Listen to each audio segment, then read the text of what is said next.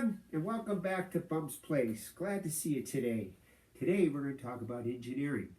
But before we start, we're going to talk about the engineering design process. What is the engineering design process? Well, it's a series of steps that engineers do when they're designing and completing or testing a product or something that they have designed. Now, there are many different types of engineering design process. They mostly look like a chart of some sort. A lot of them can be found on the internet. I found one today that was on the internet, and it has 7 steps. They are set up in a circular pattern. They ask the question, they research the question, they imagine the question or the device that they're going to make, they create it, they test it, and then they review or redesign. That is the engineering design process.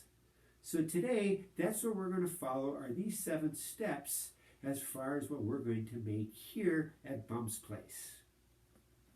All right, so let's go ahead and we'll use my engineering design process, and we'll look at what we're going to design today. Okay, the first thing it does is ask to identify the needs and constraints. Well, my need is to build something that I could fly in the house or possibly fly outside. That's the question.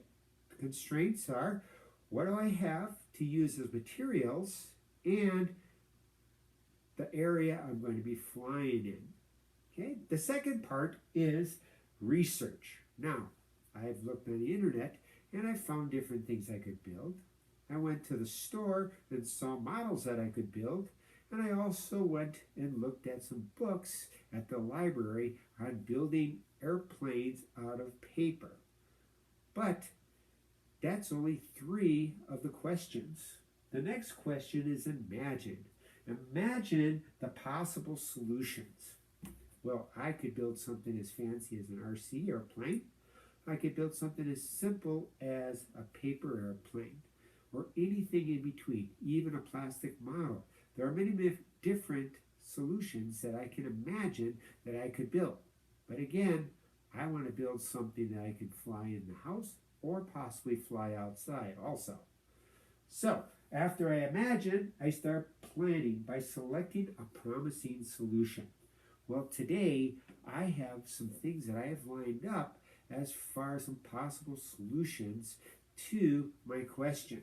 So, let's just take a look at them. The first one I have here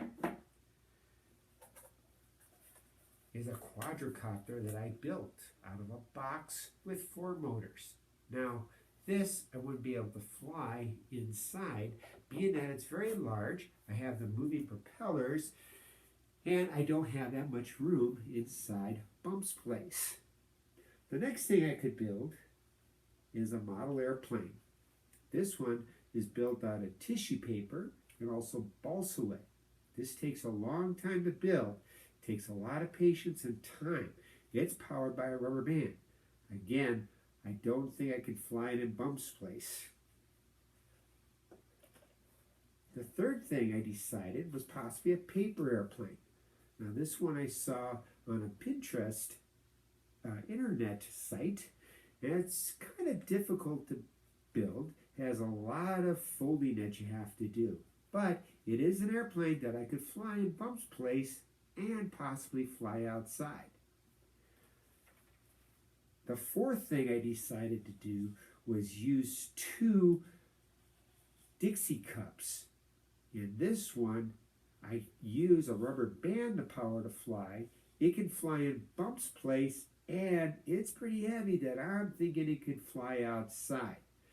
Back to the engineering design process. Now, I've asked the question, I've done some research, I imagine what I could build by what I just showed you. Now I'm going to plan by selecting a promising solution. All right, I do like the first one. That quadricopter is pretty cool. But again, it won't meet the question, can it fly in Bumps Place? But I know it'll fly outside. The model here took me a long time to build. Do I really want to fly it? Because if it breaks, I'm going to kind of have to repair it, and I might be a little bit sad. The paper airplane, well, that's pretty cool, but again, it took me some time, and I don't have a whole lot of time today to do a paper airplane. So I've come up with the decision is to build my flying Dixie cups. So what's the next thing on the engineering design process? Is to create a prototype, and that's what we're going to do next. Now it's time to create the prototype. So let me get my materials. Okay, I'm going to move my airplane over a little bit so it's out of the way.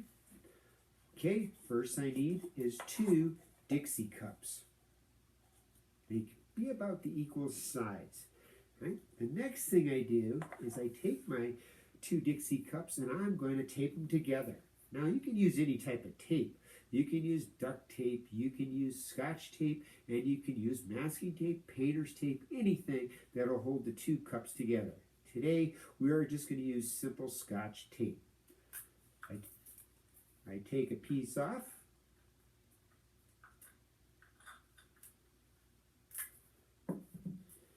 Okay, then I put my 2 cups together. And you get them pretty close, and all I do is take the Scotch tape and I just tape it around the seam of where the 2 cups go together. I'm going to take another piece, and they're pretty big pieces. You can see they're probably about 3 inches long, 4 inches long, somewhere in there. And I'm going to continue taping around that seam in the middle where the 2 cups come together. I'm going to go ahead, put a couple more on here. Why am I doing that? It's just to give it a little bit more strength. Your tape job doesn't have to be that perfect. And again, I'm going to use just a couple pieces, probably about 4 altogether. And now I have my 2 cups together, kind of like what I did before. Okay. Next, all I have to do is I get 2 rubber bands. Ask mom or dad, grandma or grandpa, your brothers or sister, or anybody if they have some rubber bands around the house. Okay? All you need is 2. You take the 2 rubber bands and I slip one through the other. Okay? Then I just take the top one and I slip it through the loop of itself so it comes together. Now, if you have a hard time doing that, you could actually just tie the 2 ends together, or maybe have mom and dad, grandma and grandpa, or somebody that could help you. Okay, now I have the 2 pieces together. I have my prototype. Let's take a look at the engineering design process. And my engineering design process test and evaluate the prototype. I have the flying cups. I have my rubber band. Now, in order to launch this, all we have to do is we take our rubber band, we hold it like so from behind, and then we wrap it away from us over it so that it holds just like that. We do that one more time. We hold the rubber band behind the cups. We wrap it away from us, underneath and over. Get across that rubber band so it holds it. And then we can just launch it like so. All right. Now comes, can we launch it in the house? And will it work? We'll come back here into our test area. All right. Ready? And launch. And now we'll test it to see, does it fly outside and in the wind? All right. Step back.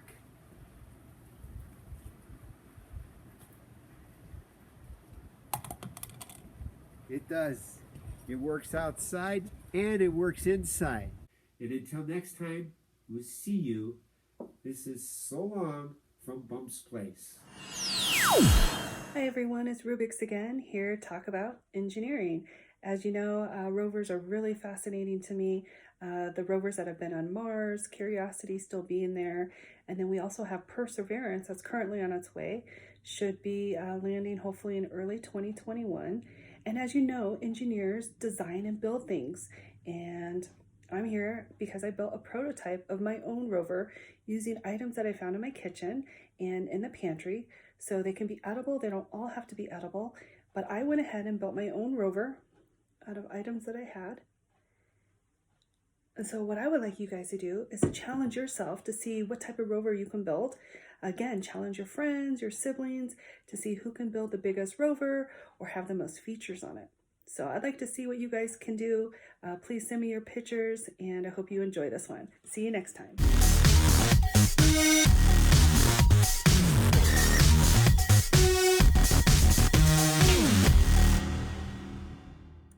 Hey guys, Buttercup here, and today we're doing paper circuits. Since we're talking about engineering, I immediately thought, why don't we add some electricity and some arts and crafts? So if you're ready, let's get to it. So for this activity, you'll actually need some markers, some color pencils, crayons, anything you have lying at home.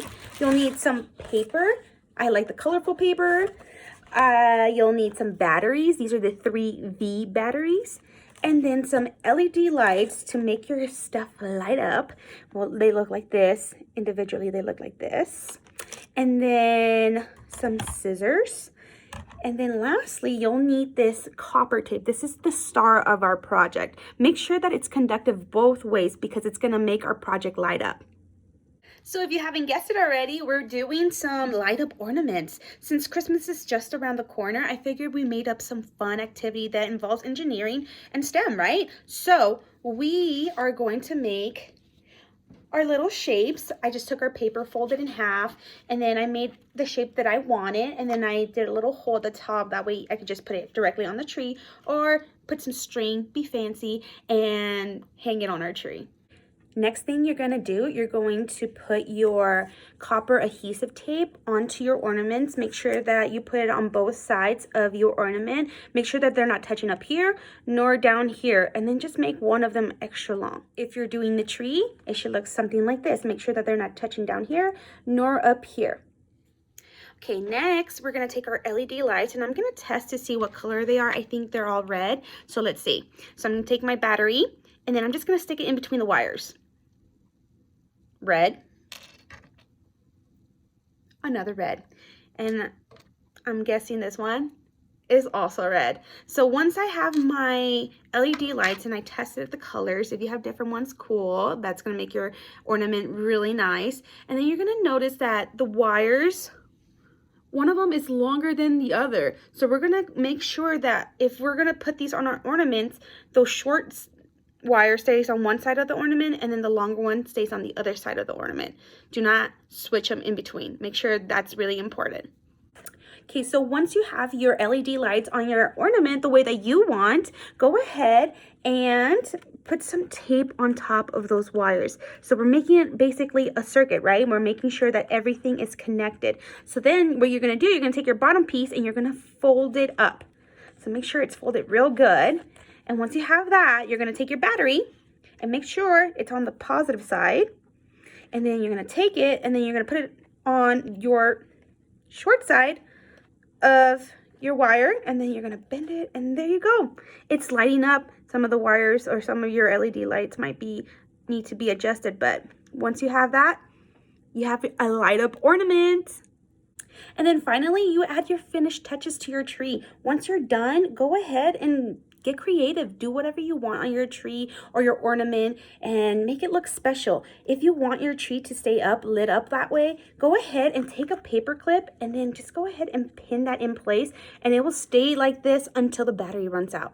It's pretty cool, right? So if you guys need any of the supplies, I will link everything down below in the description. So I hope you guys try it out and have fun. And until next time, bye!